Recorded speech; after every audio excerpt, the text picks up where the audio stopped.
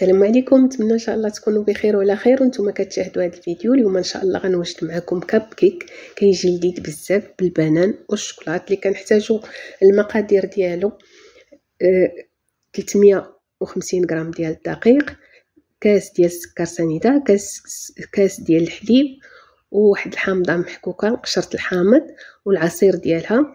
كنحتاجوا 3 الحبات ديال البيض، كنحتاجوا الشوكولات، 2 بنانات، 2 خمارات، وواحد الشاسي ديال الفاني.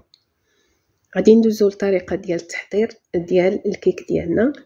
انا كناخذوا البيض، انا استعملت هنا البيض البلدي، كنهرسو وحده بوحده، ما ربما تكون شي وحده خاسره اولا باش ما تضيعش لينا المقادير ديالنا، فكناخذوا الاحتياطات ديالنا.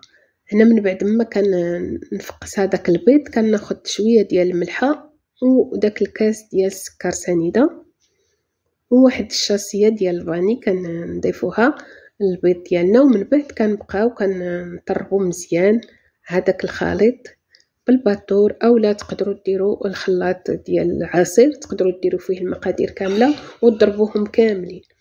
صافي هنايا عندي 2 بنانات قشرتهم وغادي ناخذهم وغادي نمعسهم مزيان حتى كيوليو بيغي. صافي وكنضيفهم الخليط ديال البيض ديالنا. صافي هنا كنخلط دائما مع التخلاط. هنايا كناخذ عصير ديال الحامض، تقريبا انا عصرت 2 ديال الحامضات صغار وعطاوني داك القياس تقريبا نص كاس. وهنايا عندي كاس لارب ديال الزيت كنضيفوها شويه بشويه وحنا كنخلطوا دائما ما نحبسوش من التخلاط. ومن بعد غادي نضيفوا الحليب حتى هو غادي نضيفوه تدريجيا شويه بشويه حتى كندخلوا داك الحليب كامل. صافي كنستمروا في التخلاط ديال الكيك ديالنا بهذا الشكل هذا حتى كنحسوا ان صافي المقادير تخلطوا مع بعضياتهم واندمجوا. من بعد غادي نبقاو نضيفوا هكا النواشف.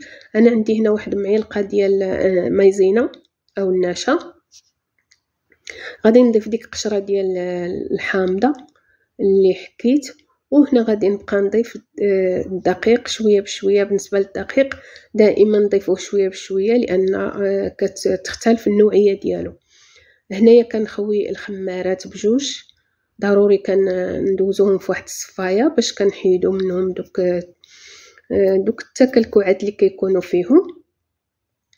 صافي هنايا كنستمر في اضافه الدقيق وكنخلط هكا شويه بشويه من الفوق من التحت دائما حتى كنتحصلوا على النتيجه اللي بغينا في الكيك ديالنا. هنايا ضفت الدقيق كامل، عبرتو بالنسبه الى عبرتو بالكاس غادي ديروا 3 الكيسان ونص ديال الدقيق.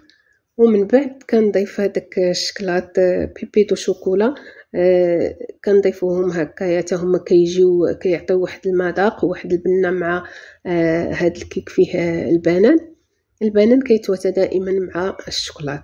صافي هنايا حصلت على هذا القياس هذا. الكيك ديالي كيجي بهذا الشكل هذا.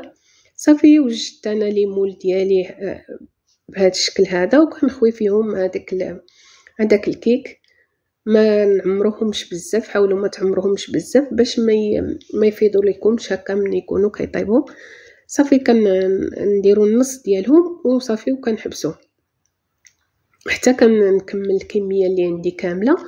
ومن بعد غادي ندخلهم الفران، كنشعلوا ليهم من التحت العافيه من التحت وكنخليوهم كيطيبوا حتى كيطيبوا. من بعد كنشعلوا ليهم من الفوق وكل واحد كيتحكم في درجه الحراره ديال الفران ديالو.